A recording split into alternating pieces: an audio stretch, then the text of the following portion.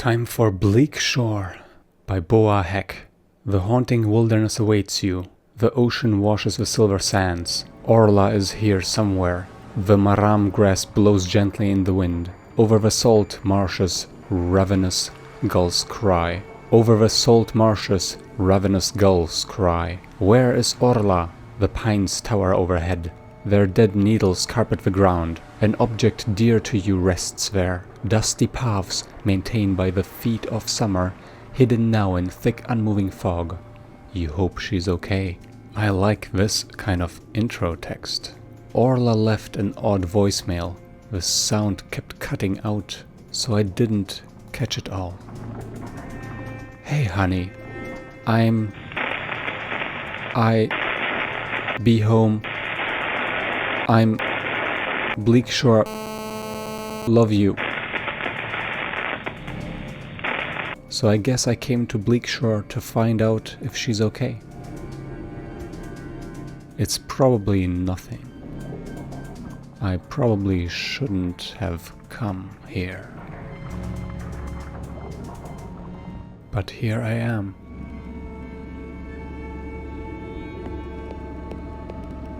Why, what might be hidden behind this? Huh, what's this doing here? The photo I took of us the day we met. Out in the dunes by the lighthouse. Well, here we have our first hint. Where is the lighthouse? Let's get on higher ground so we can see. I suppose this path might be of interest.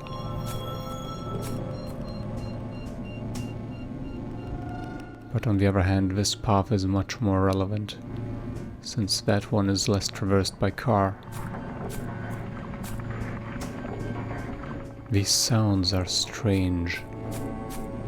I want to see the sea. I want to feel the sand. And the wet sand. This is supposed to be a horror game. Invisible wall in front of me. For sure it is an uneasy game. But shores are so calming usually. Unless they turn Cthulhu. What was that sound cue? Did I miss something? I'm sorry, game developer. Nice creepy sounds. For not following the linear path. Oh no, I missed a building too.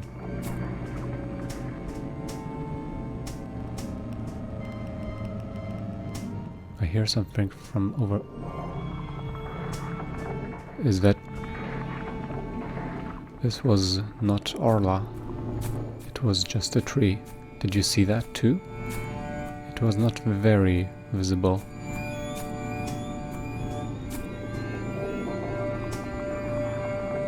I guess the restroom is not where I want to be right now.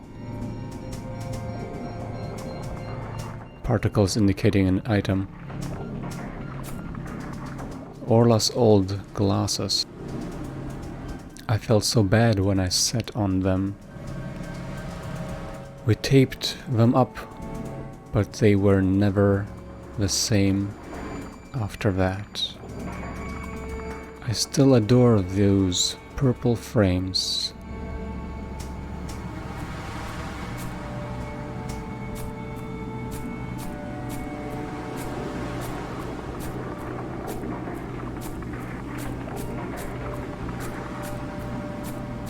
This sound of breaking, it's impressive to me.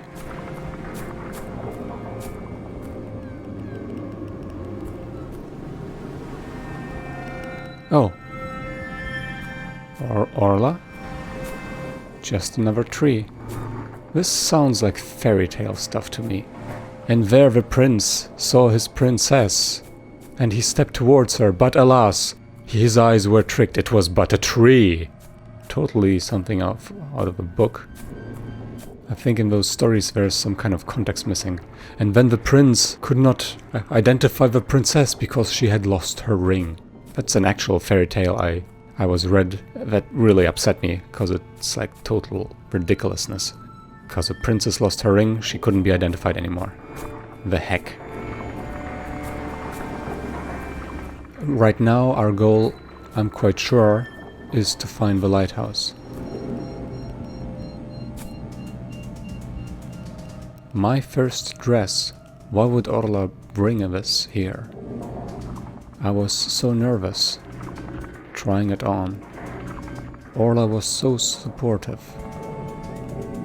The dysphoria hit like a brick when I saw myself in the mirror. But then I felt kind of excited. It didn't look terrible. I had to keep telling myself that. Dysphoria means a state of unease or generalized dissatisfaction. I like how I'm given the choice between walking by the sea or walking on these paths. Apparently I'm given the choice. I'm not sure, we'll see later. Maybe in the end I will have to backtrack and find all the particle item to be picked up indicators. Beautiful ruins. There's a freaking bridge too. It's a ridiculous bridge. The lake is a bit ridiculous, but it's lovely. It's a video game bridge. Will I die if I step into the middle? Feeling so exposed. Hey there, Orla, perhaps. So, the last thing we found was a dress we put on. Before that I was convinced this is a husband-wife story. Dresses rarely worn by husbands. It might be a story of two women, or it could be a cross-dressing story. Well, you know, cross-dressing might be part of a story. Perhaps gender identity would have to do with the dysphoria, we shall see. The birthday card she got me last year, happy birthday Izzy. I guess Izzy is my name then. I hope the year to come is amazing. Did you know I think you're beautiful? You're stunning. Love you so much. Orla XXX. I still find it hard to believe compliments like that.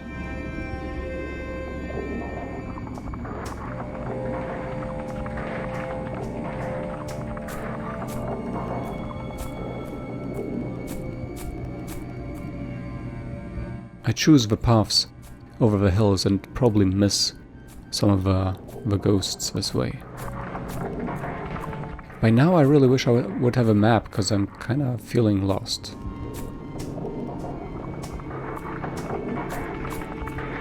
I could have sworn the seashore was over here. Maybe behind this hill line. Also, I don't know if you noticed, but whenever we see a ghost, apparently there is a strong sound cue. I very much like that.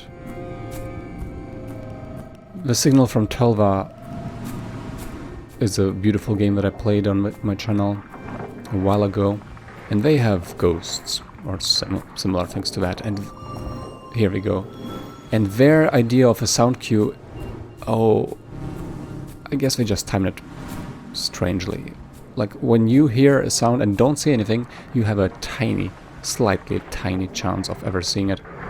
You will most likely miss the ghosts if you only notice them at a point in time when you hear the sound. So this feels much more fair. Orla loves this tattered old book. Eldritch Horror Stories Volume 4. Oh heck yeah! I remember when I pointed out to her in that dusty old used bookstore. Cthulhu coming in! Why would she just leave it here on the ground? 'Cause she wants to set up a scary timeline for this horror game. So yeah, when C is involved and you want to have it be a horror game, Cthulhu is gonna be there 90% of the time. I have a feel. All right, I see another item, so I'll be a good video game player and collect it. I'm even gonna ignore the ghost. How about that? This was her favorite mug. It's shattered. What's happening? Why did I come here? To collect the pieces. Hey, I think the ghost has appeared on its own. So it's not only approach-based, but also time-based, apparently. Or maybe time only. Maybe I've been just playing into the expectations of a developer too much so far, I didn't notice it. Ah, the lighthouse. Yes. The lighthouse with the sound of fizzling carbonated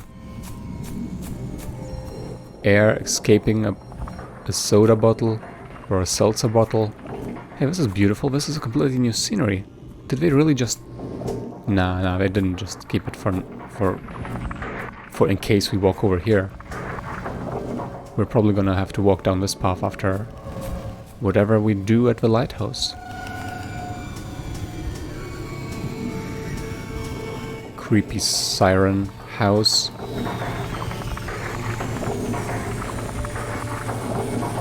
Yeah, I'm just gonna walk towards the creepy sounds. Why not?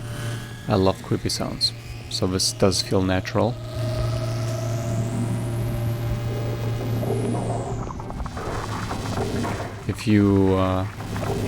If there's a bridge near you that a train runs over, I recommend you stand below it and just enjoy the sound.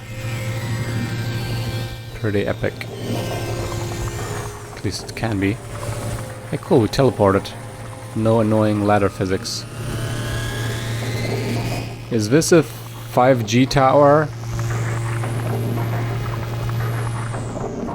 Oh, hello. Hey there.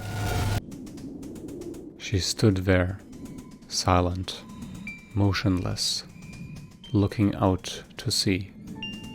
I touched her shoulder. She jumped in fright. The tears in my eyes blurred my vision. I blurted out, "I'm sorry.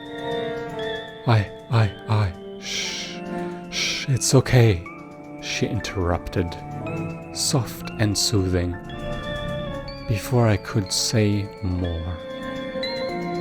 "I'm sorry, I was worried. Your voicemail. It's okay.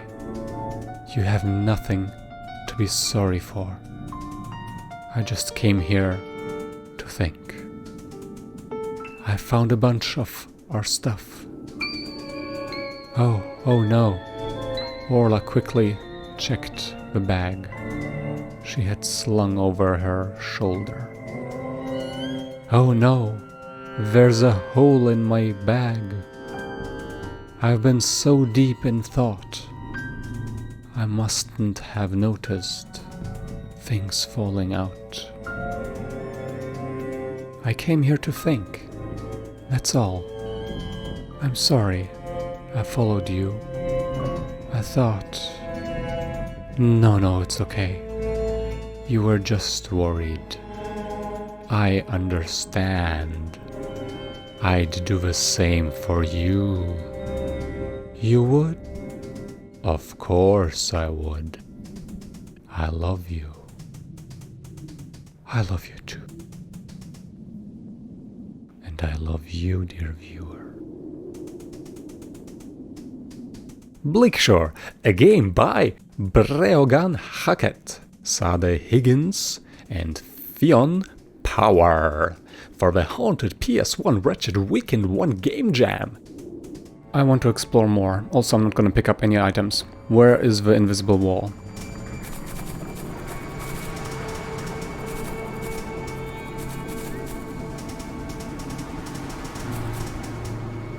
Whoa. What? Check out... what? If I keep walking towards the fog, I get turned around? That is pretty cool. That is a very good solution. That is so much better than a freaking invisible wall. Awesome. That is I love this. I love this.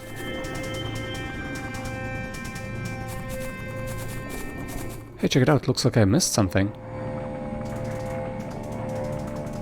Actually, apparently you get the same items in order. So to get all the items, you have to collect all the white things. Because the photo was the first thing we saw. Yeah. Old glasses, that was the second thing. So we're gonna have to actually play this again and collect everything. Ah, so we can actually approach from this side as well. And there's more items to find. So this should be the first new item. Orla's hat. I remember knitting this for her. Cozy in front of the fire last Christmas. She was so happy. Even though I messed up and it didn't fit well. I haven't tried knitting again since. I always thought she didn't really like it.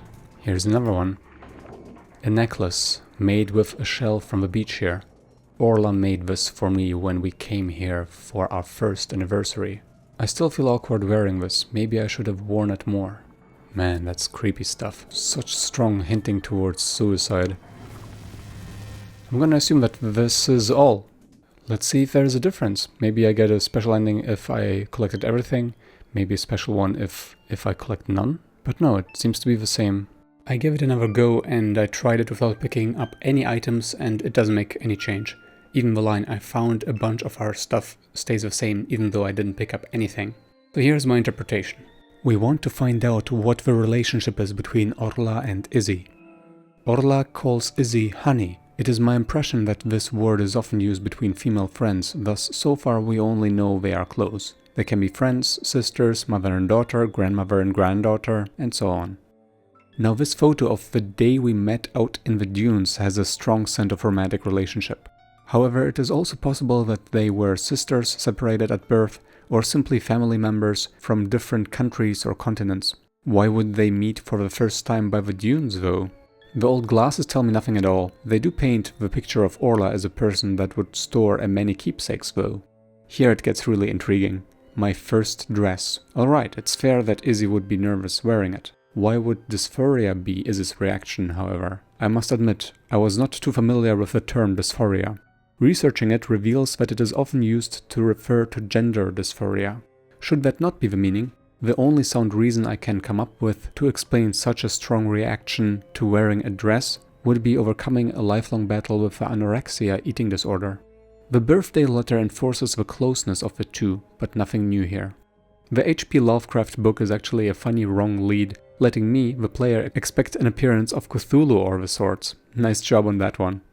The shattered mug invites to assume it was broken with intent and symbolizes a risk of the established relationship coming to an abrupt halt.